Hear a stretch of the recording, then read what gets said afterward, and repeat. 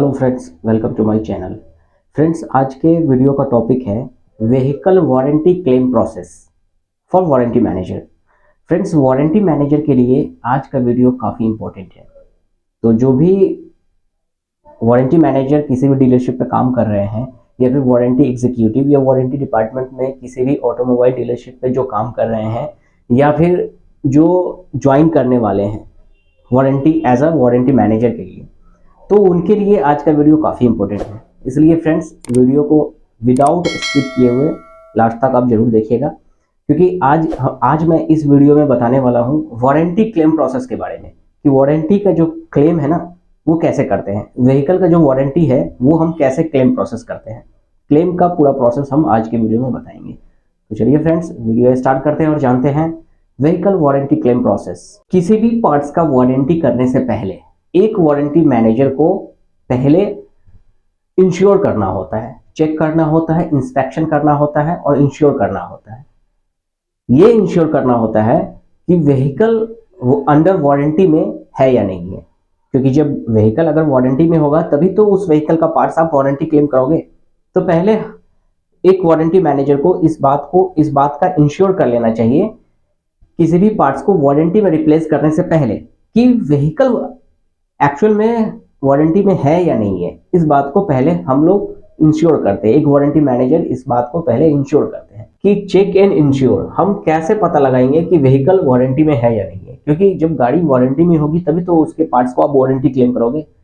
तो पहले हम चेक एंड इंश्योर करेंगे। उसके बाद जब फाइनली ये पता लग जाएगा कि सही में व्हीकल वारंटी में है, वारंटी में कंसीडर करने के लायक है, मतलब कि वारंटी में हम उस पार्ट्स को रिप्लेस कर सकते हैं, तब जाके हम क्लेम प्रोसेस करेंगे। कैसे कैसे उसको हम स्टेप बाय स्टेप हम आज के वीडियो में जानेंगे कि क्लेम प्रोसेस कैसे करेंगे। पार्ट्स को रिप्लेस करने के लिए, वारंटी में रिप्लेस करने के लिए क्लेम प्रोसेस कैसे करेंगे। तो सबसे पहले हम चेक करते हैं, चेक एंड इंश्योर। पहले क्या करना होगा कि हमें चेक और इंश्योर कर लेना होगा कि गाड़ी एक्चुअल में सही में वारंटी में है या नहीं है। तो इसके लिए पहला पॉइंट है फर्स्ट कि vehicle should be under warranty as per company warranty policy.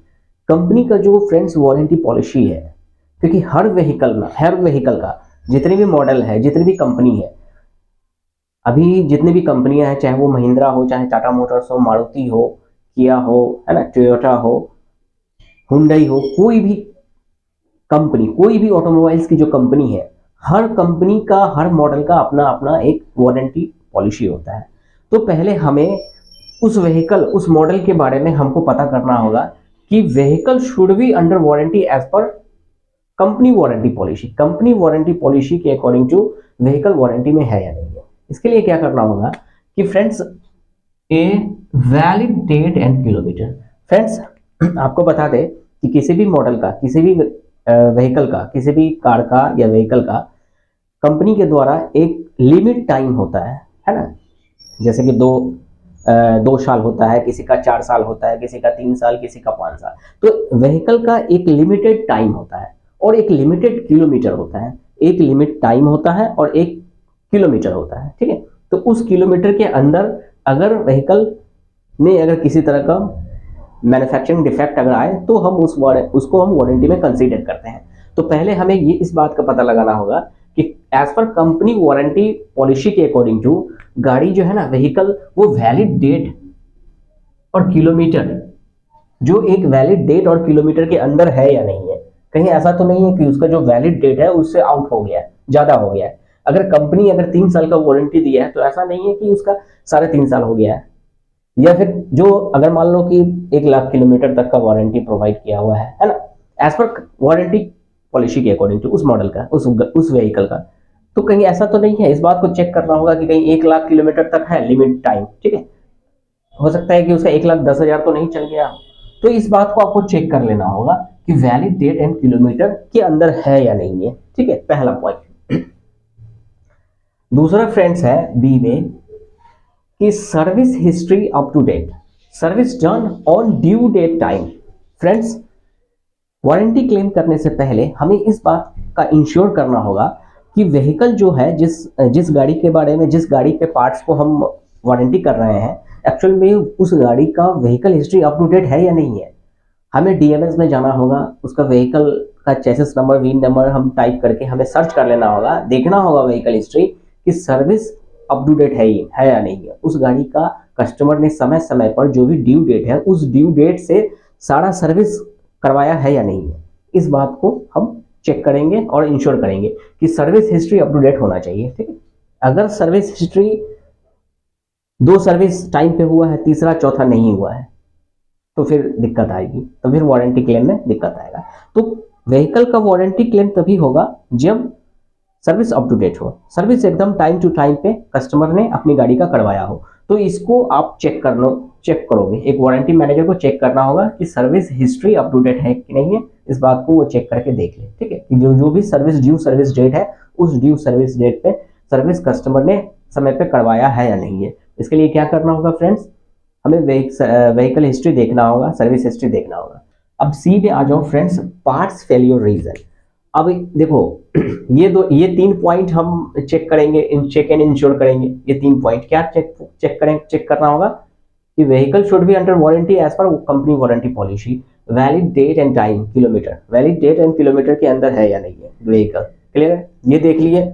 चलो भाई, वैलिड डेट और किलोमीटर के अंदर में है, आपने पता किया व्हीकल अंदर में है, मतलब कि वैलिड डेट के अंदर में है, किलोमीटर के अंदर में है। क्लियर है। बी में आपने चेक किया कि सर्विस हिस्ट्री चेक किया डीएमएस में जाके vehicle history chassis number type करके अब उसका व्हीकल हिस्ट्री देख लिए। वो व्हीकल हिस्ट्री में आपको डीएमएस में पूरा पता चल गया कि कितने टाइम पे, कौन कौन से डेट पे, कहाँ कहाँ कस्टमर ने अपनी गाड़ी का सर्विस करवाया है। तो ये भी अगर देख लिए और पता चला कि वो सर्विस भी अप टू डेट है, तो फिर सी पॉइंट पे आते हैं। Next step, parts failure reason. अब फ्रेंड्स हमें ये इंपॉर्टेंट पॉइंट्स हैं।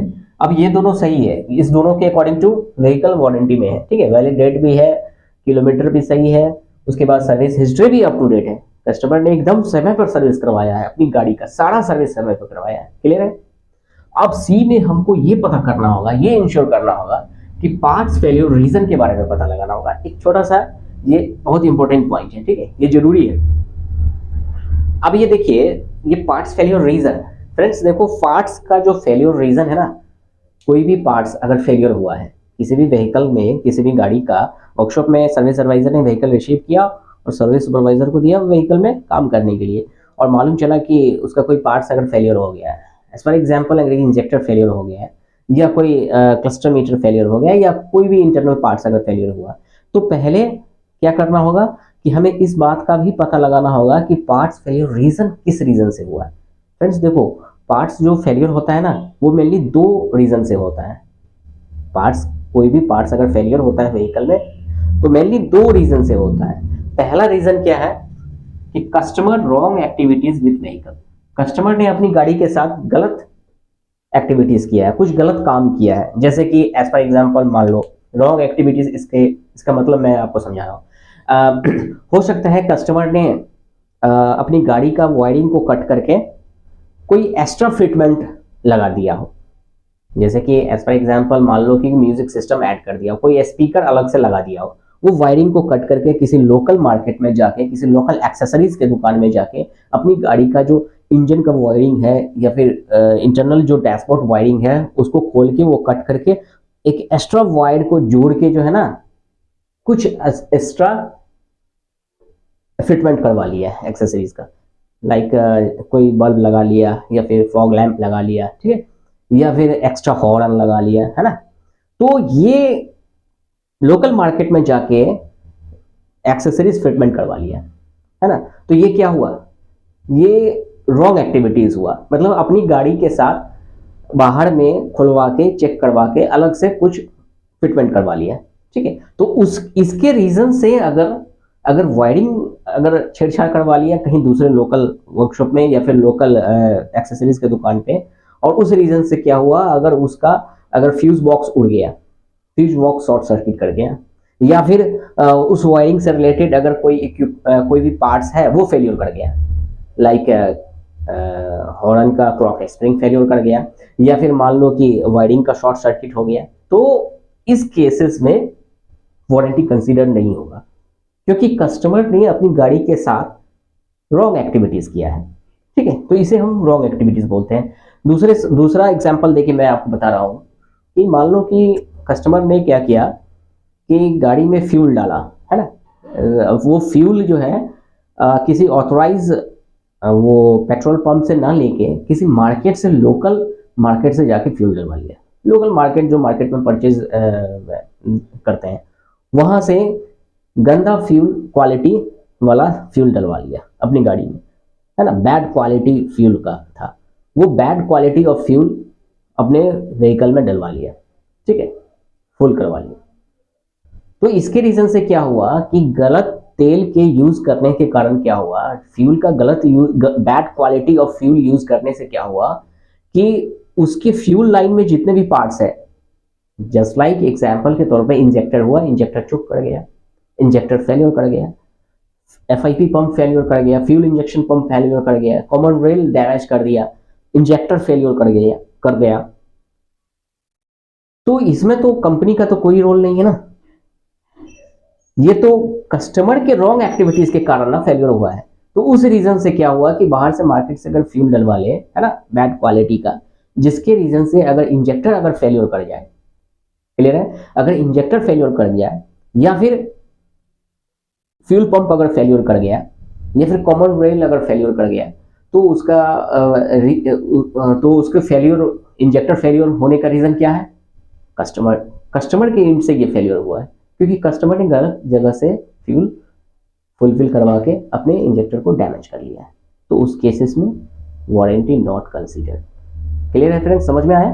तो ऐसे देखो, पार्ट्स फेलियर का जो रीजन है ना, ये दो ही रीजन से फेलियर होता है, एक कस्टमर के एंड से और एक मैन्युफैक्चरिंग डिफेक्ट कंपनी के एंड से, है ना। तो अगर पार्ट्स फेलियर कस्टमर के रॉन्ग एक्टिविटीज विथ व्हीकल के साथ अगर किया है, गलत एक्टिविटीज, तो इस केसेस में warranty not consider, warranty not consider. तो इस केसेस में क्या होता है कि वारंटी कंसीडर नहीं किया जाता है।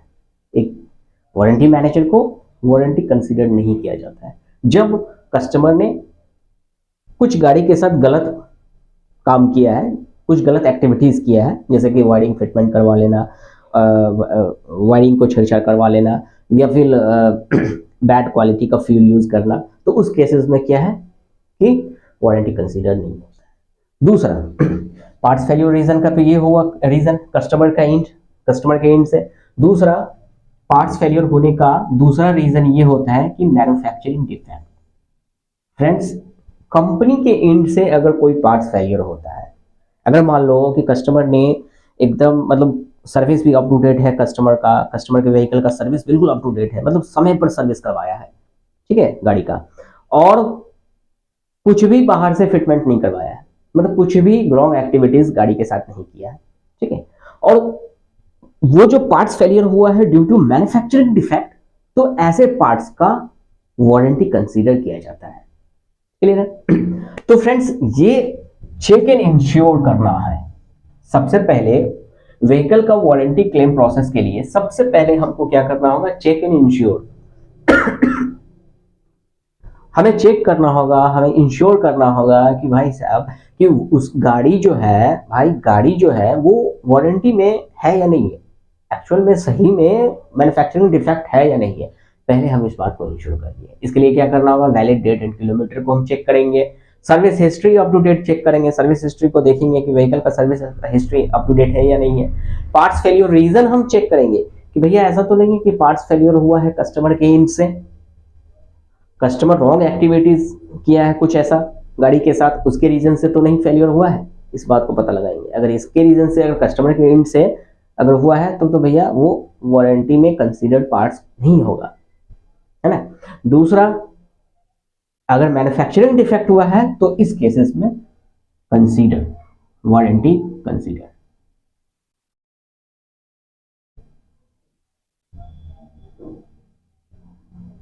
इस केसेस में हम वारंटी कंसीडर करते हैं। तो अब यहां तक हम आ गए कि भैया हमको पता चला कि गाड़ी बिल्कुल मतलब हम चेक किए, इंश्योर किए, एक्चुअल में वो व्हीकल जो भी पार्ट्स फेलियर हुआ है वो मैन्युफैक्चरिंग डिफेक्ट के कारण, तो ऐसे पार्ट्स को हमको वारंटी में रिप्लेस करना है।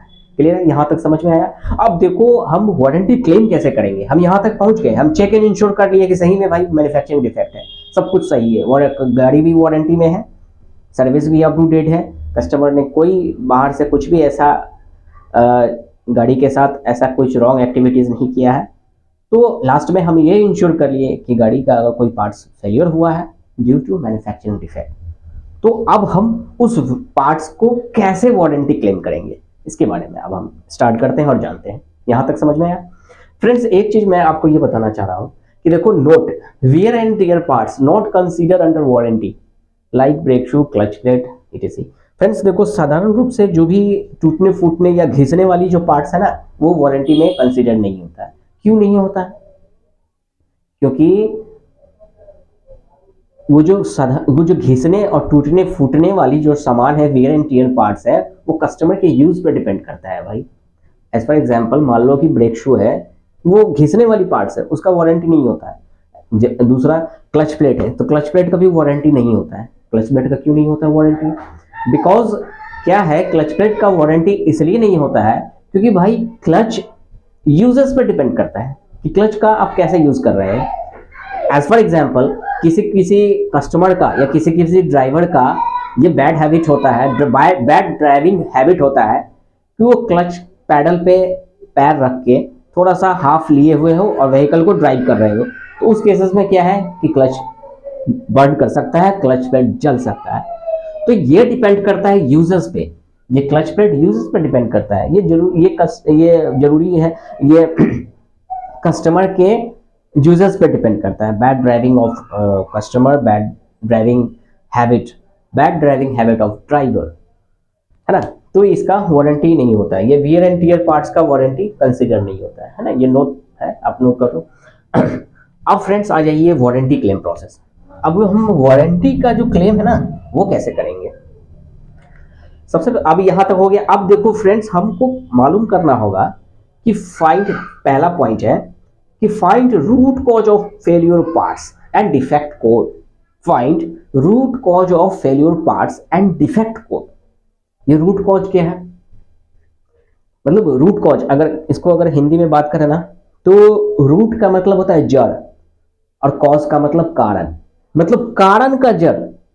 दैट मीन्स अगर कोई पार्ट्स फेलियर हुआ है तो उस पार्ट्स के फेलियर का जो जड़ कहां से है, किस रीजन से वो फेलियर किया है, कुछ ना कुछ तो कारण होगा। उसके जड़ को समझना है, उसके इनिशियल पॉइंट को पकड़ना है कि स्टार्टिंग पॉइंट कहां से है। ठीक है, पार्ट्स फेलियर हुआ है, लेकिन उस पार्ट्स फेलियर होने का जो जड़ जो है ना, जो रूट है ना, उस रूट को पकड़ना है।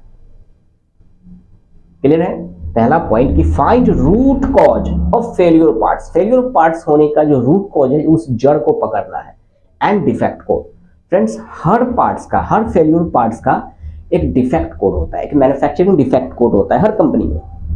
आप जिस कंपनी में काम करते हो, वारंटी मैनेजर के डेजिग्नेशन पे, हर कंपनी का हर पार्ट्स का एक डिफेक्ट कोड होता है, एक मैन्युफैक्चरिंग डिफेक्ट कोड होता है, एक फेलियर पार्ट्स डिफेक्ट कोड होता है। ठीक है, तो इसको फाइंड करना है, एक वारंटी मैनेजर को इसको फाइंड करना है वारंटी क्लेम प्रोसेस में। पहला पॉइंट कि हमें यह पता लगाना है कि find root cause of failure parts and defect code. इस चीज को मैं एक एग्जांपल के रूप में आपको समझा रहा हूं। फ्रेंड्स, ऐसे समझो कि एक गाड़ी आई है इंजन ओवरहीट में, एक इंजन ओवरहीट कर रहा है व्हीकल।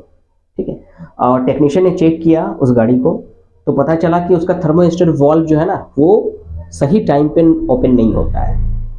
सही टाइम पे ओपन नहीं होने के कारण क्या होता है कि उसका जो वाटर कूलिंग का जो सर्कुलेशन है ना, वो नहीं प्रॉपरली हो पाता है, मतलब कूलिंग सही से नहीं हो पाता है। तो भाई अगर कूलिंग सही से नहीं होगा तो क्या होगा, इंजन हीट करेगा, इंजन ओवरहीट करेगा। क्यों? Due to thermostat valve failure है।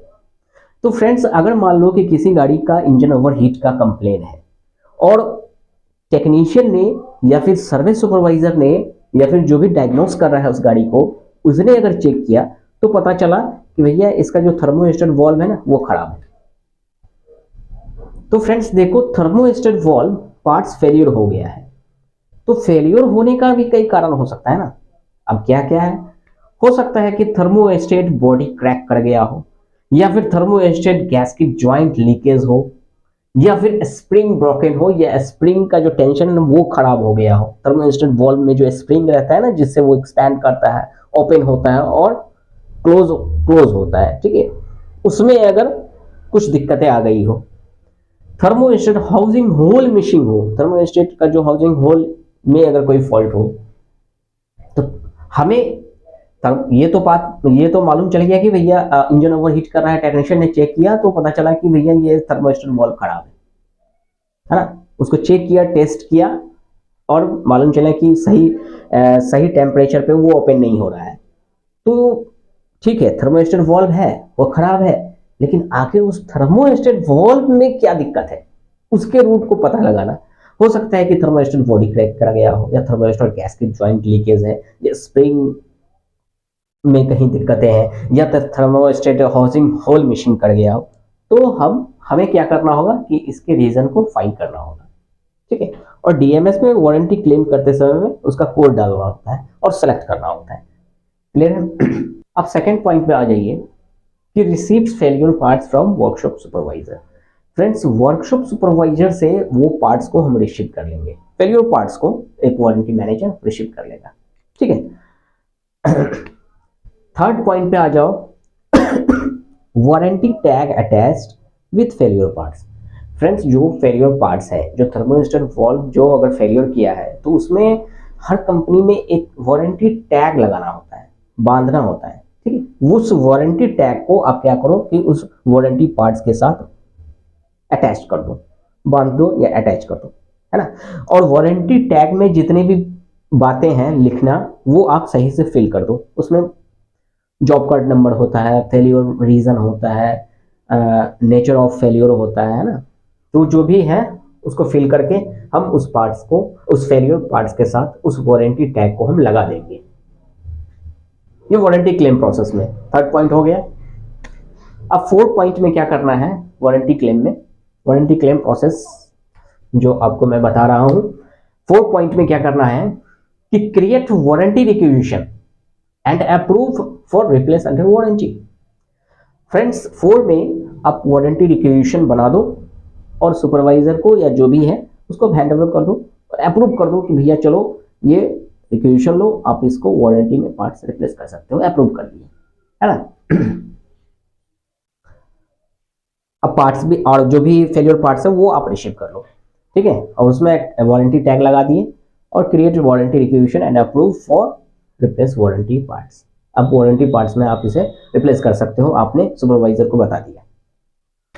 5 में आता है क्लेम प्रोसेस में, वारंटी क्लेम प्रोसेस में, कि उसके बाद फ्रेंड्स स्टेप होता है कि generate warranty claim in DMs.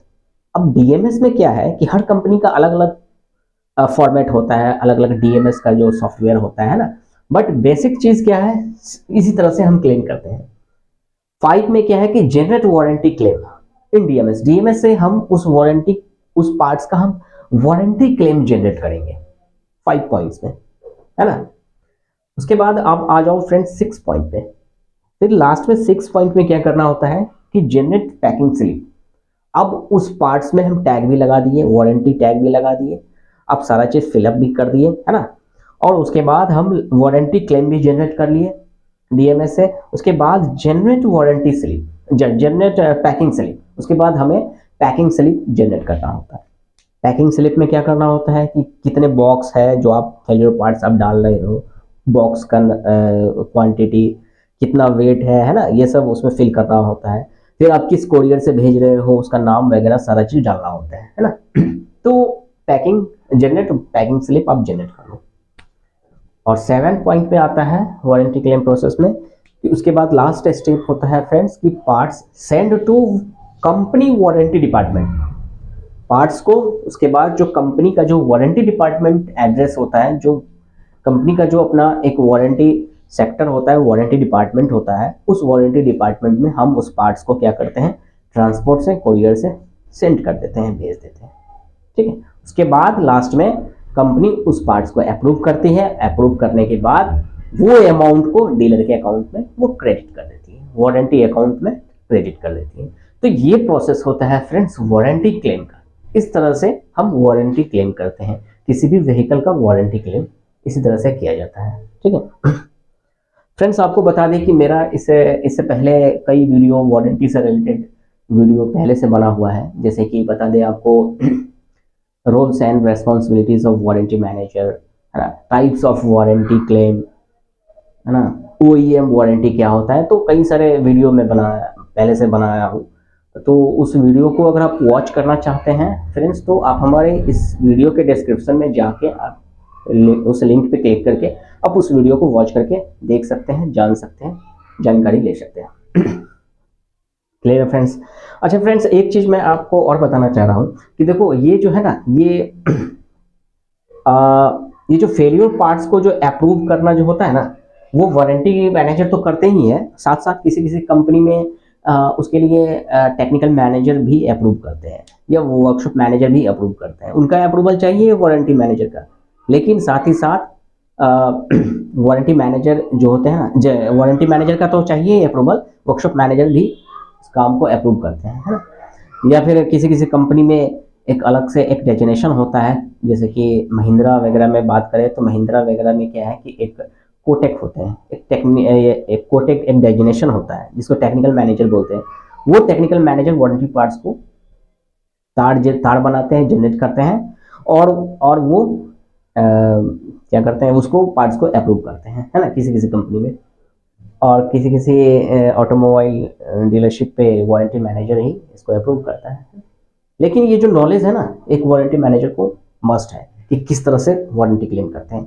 तो क्लियर है फ्रेंड्स, समझ में आया आज के वीडियो में आपको कि वारंटी क्लेम प्रोसेस कैसे करते हैं, है ना। पहले क्या होता है कि पहले हम चेक एंड इंश्योर करेंगे। पहले हम किसी भी पार्ट्स को हम चेक करेंगे एंड इंश्योर करेंगे कि भैया जो पार्ट्स है वो वारंटी में कंसीडर होगा या नहीं होगा। क्लियर है। उसके बाद हम वारंटी क्लेम प्रोसेस करते हैं। ये जो आपको स्टेप पता है, इसी तरह से हम वारंटी क्लेम किया जाता है। कैसा लगा फ्रेंड्स वीडियो, आप कमेंट करके मुझे ज़रूर बताइए। फ्रेंड्स, अगर वीडियो आपको अच्छा लगा हो और अगर जानकारी मिली हो तो आप हमारे इस चैनल को सब्सक्राइब भी जरूर कीजिए। फ्रेंड्स, लाइक शेयर कीजिए, कमेंट कीजिए। Thank you for watching my video. Thank you very much.